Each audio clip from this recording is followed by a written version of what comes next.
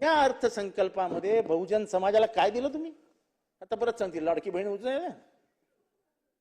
अध्यक्ष महोदय 3 वर्ष झाले एसटी, एससी, ओबीसी, मराठा या बहुजन समाजातल्या प्रमुख वर्गाच्या विद्यार्थ्यांना स्कॉलरशिप मिळत नाही. सनातनी धर्माने बहुजनांना जे शिक्षणापासून वंचित ठेवण्याचं काम केलं होतं हे सरकार तेच करतंय. भिडेवाडा ते मुंबई असा चालत येण्याचा त्यांनी संकल्प केला. माननीय मुख्यमंत्र्यांनी त्यांना भेटीला बोलवलं, सांगितलं हा प्रश्न मिटवून देतो.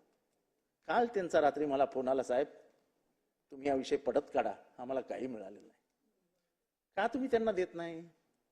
का PhD फेलोशिपचे सगळे पैसे बंद केलेत? त्यांनी शिकू नये म्हणून?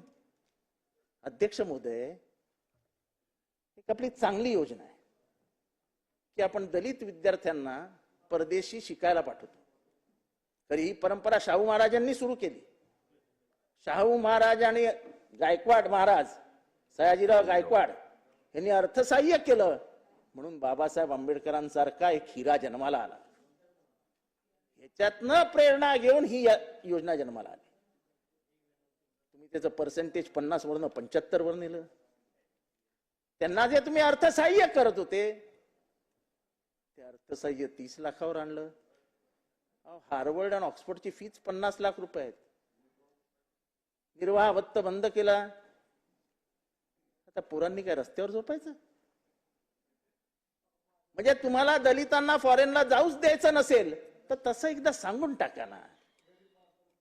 अशा कैच्या का मारता?